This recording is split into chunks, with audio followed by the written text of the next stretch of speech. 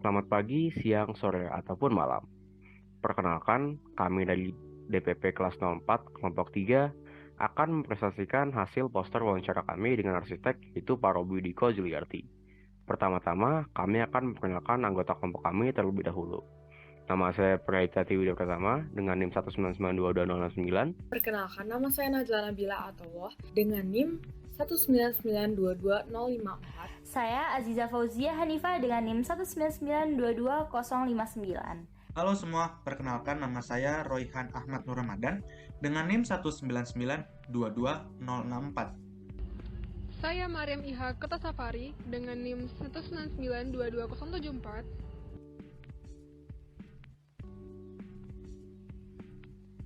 Kelompok 5 memilih Pak Robi sebagai arsitek target. Nama lengkap beliau yaitu Robi Dwiko Juliardi. Dia merupakan arsitek kelahiran Surabaya pada tanggal 31 Juli 1967 yang juga merupakan seorang dosen program studi arsitektur di ITB sejak 2009. Untuk latar pendidikan Pak Robi Dwiko Juliardi, Pak Robi Dwiko Juliardi lulus pada ITN Institut Teknologi Nasional Malang pada tahun 1994 dan mendapatkan gelar sarjana pada Prodi Department of Architecture. Dan pada tahun 1999, Pak Robi Dwiko Juliardi lulus pada Institut Teknologi Bandung dan mendapatkan gelar master pada Prodi Department of Architecture, dan pada tahun 2020 mendapatkan gelar PhD di Fakultas Built Environment and Surveying pada Universitas Teknologi Malaysia.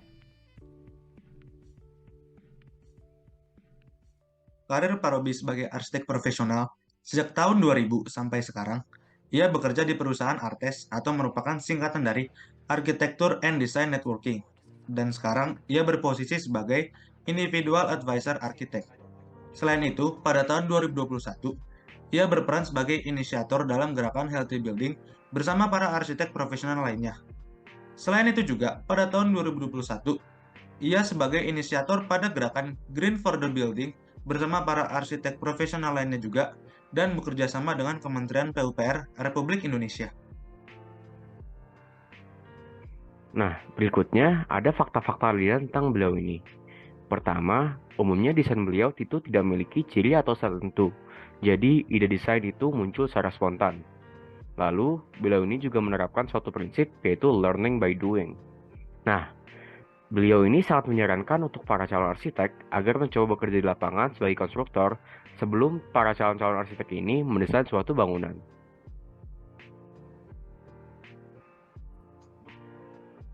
Selanjutnya adalah kutipan yang kami dapatkan saat kami wawancara beliau kemarin adalah untuk menimbulkan rasa penasaran terhadap apa yang kita lihat. Dan berikut adalah 5 karya yang beliau berikan untuk kami. Yang pertama adalah Student Hall IAIN SAS di Bangka Belitung. Yang kedua adalah Hajj Hall di Pangkal Pinang. Yang ketiga dan keempat adalah Industri tahun 2016 dan 2018 di Majalengka. Dan yang terakhir adalah Kantor Sekda Pekanbaru. Sekian dari kelompok poster kami. Kenapa sambil gini? Sekian dari kelompok poster kami. Sekian dari poster kelompok kami.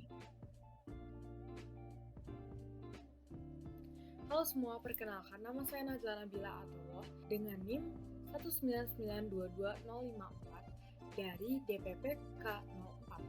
Dan pada kesempatan kali ini saya akan menjelaskan kepada kalian mengenai suatu proyek buatan Pak Arsitek Robi Dwiko Juliardi yang berjudul Student Hall 2020. Pada saat ini, bangunan ini sudah terbangun dan bernama Gedung Serbaguna Institut Agama Islam Negeri Syekh Abdurrahman Siddiq yang berlokasi di Jalan Raya Petaling, kilometer 13, Kabupaten Mendo Barat, Provinsi Bangka, dengan luas tanah 1,5 hektar dan luas bangunan 5.000 meter persegi. Lalu selanjutnya adalah tahun perancangan yaitu 2017 dan proyek ini diselesaikan pada tahun 2020. Latar belakang dibangunnya gedung serbaguna ini yaitu menjadi suatu tempat yang dapat menunjang kegiatan formal bagi mahasiswa dan tenaga kependidikan IAIN. Bangunan ini juga diperuntukkan bagi masyarakat sekitar. Selanjutnya adalah kendala dan solusi. Yang pertama, kendalanya yaitu adalah kekurangan budget untuk ceiling atau langit-langit. Dan yang kedua, sambungan pipa baja sebagai dasar penopang bangunan tidak terhubung dengan selisih 50 cm. Lalu untuk solusinya, yang pertama adalah ceilingnya diekspos atau terlihat struktur dari langit-langit. Dan yang kedua, konstruksinya ditekuk sehingga pipa baja terlihat bengkok. Lalu selanjutnya adalah tipologi utilitas, yaitu menjadi gedung serbaguna, fasilitas publik. Lalu selanjutnya adalah filosofi. Yang pertama adalah filosofi bentuk. Bentuknya seperti lotus terbalik. Lalu yang kedua, filosofi warna, yaitu hijau, kuning, oranye, dan hitam. Warna-warna tersebut dipilih agar mendukung bangunan menjadi ikonik dan menarik. Lalu selanjutnya adalah filosofi material. Yang pertama adanya fasad oranye dengan aluminium composite panel cutting laser agar mudah dibentuk dan di-cut oleh laser. Yang kedua adanya bagian kuning dengan material sebagai pipa baja hollow dan lapis ACP. Dan yang terakhir adanya atap dengan material bitumen shingles flat agar tahan korosi, tahan karat, dan kuat. Lalu selanjutnya adalah lesson learned dari proyek Student Hall 2020. Dalam merancang dan membangun bangunan ini, Pak Robi dihampiri beberapa rintangan dari berbagai aspek. Yang pertama ada budget, ada target konstruksi dengan pondasinya, ada kesalahan konstruksi akibat kesalahan perhitungan, dan lain-lain. Maka dari itu dapat kita simpulkan bahwa sesempurna apapun, suatu desain dari arsitek tidak akan berhasil 100% jika tidak ditinjau dari aspek lainnya. Sekian presentasinya, mohon maaf jika ada salah kata. Selanjutnya akan dilanjutkan oleh rekan saya. Saya Aziza Fauzia Hanifah dengan NIM 199220059. Jadi saya akan menjelaskan tentang sebuah bangunan yang bernama Hutch Hall yang dirancang oleh arsitek Pak Robi Dwiko Juliardi. Jadi bangunan ini terletak pada Padang Baru, Kecamatan Pangkalan Baru, Kabupaten Bangka Tengah, Provinsi Kepulauan Bangka Belitung. Bangunan ini direncanakan pada tahun 2018 dan dibangun pada tahun 2019 sampai 2020 dengan luas lahannya 5 hektar dan luas bangunannya 2000 meter persegi. Konsep perancangan pada bangunan ini adalah proyek ini direncanakan sebagai ikon Pangkal Pinang, maka pada akhirnya bangunan ini menjadi salah satu bangunan ikon Pangkal Pinang. Salah satu akibatnya dikarenakan bangunan ini berada di sekitar daerah perkotaan. Selain itu, klien dalam bangunan ini meminta adanya interpretasi tudung saji pada bangunan ini, maka diletakkanlah interpretasi tudung saji tersebut di samping tulisan Al-Hajj wal Umroh. Kenapa tudung saji? Dikarenakan tudung saji merupakan ikon adat pada daerah tersebut. Lalu, apa problematika pada bangunan ini?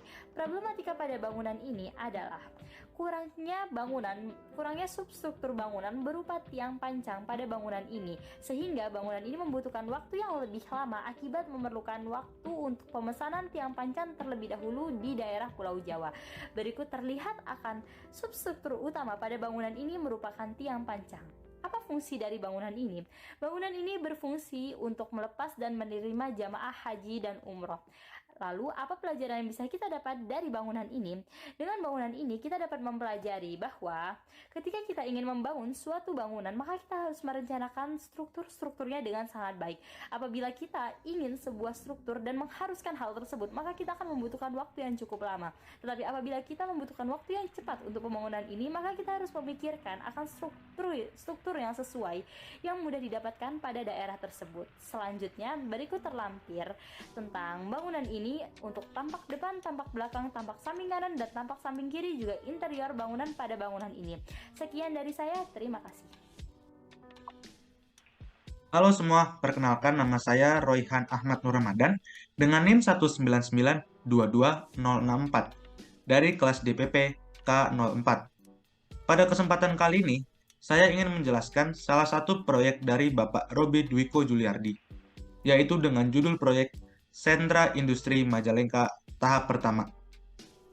Untuk proyek detailnya sendiri, proyek ini dirancang oleh Bapak Robi pada tahun 2016 dan baru direalisasikan pada tahun 2017 dengan total luas lahan sebesar 2,5 hektar dan berlokasi di Jalan Lingkar Utara, Cikasarung, Kecamatan Majalengka, Kabupaten Majalengka, Provinsi Jawa Barat.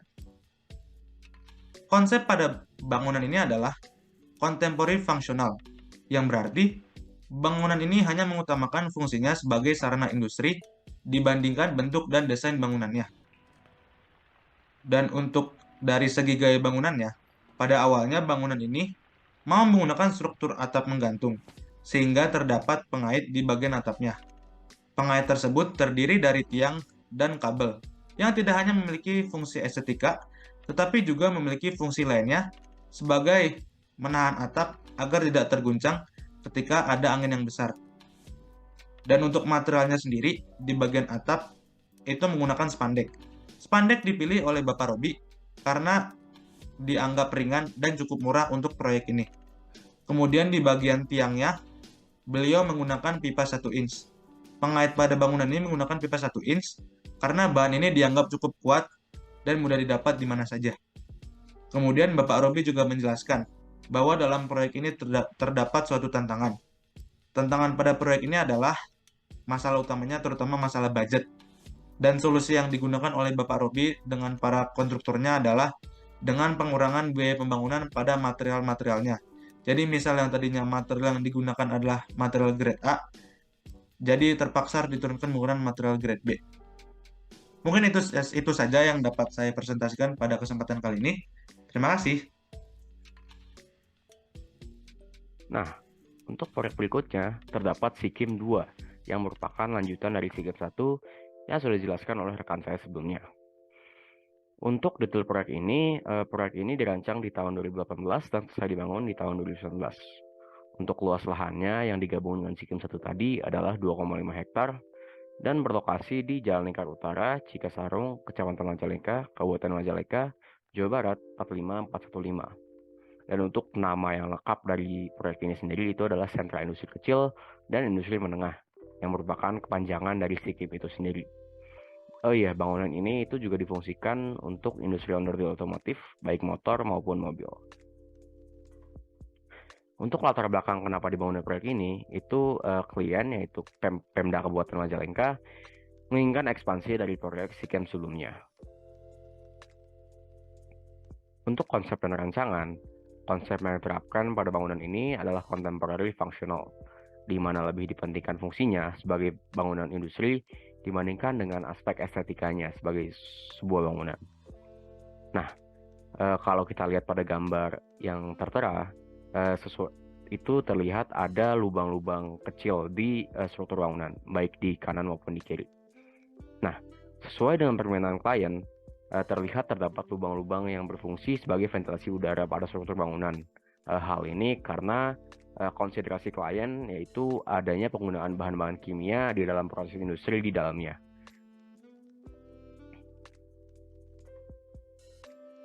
Untuk tantangan yang di encounter, budget ini menjadi salah satu problem terbesar dalam proyek ini. Jadi karena Pemdanya kekurangan budget, ada beberapa bangunan atau tambahan yang awalnya ada dalam plan yang tidak dapat direalisasikan.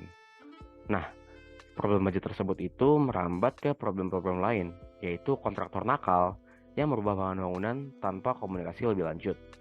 Bahan bangunan ini adalah penyangga dari kabel suspensi yang awalnya harusnya itu pipa besi besar yang diganti oleh kontraktor menjadi besi kecil yang bisa dilihat di gambar aslinya. Jadi dari tantangan-tantangan ini saya rasa lessons yang bisa dipelajari atau lessons learned itu pertama maintain komunikasi dan juga planning budget yang harus matang di awal.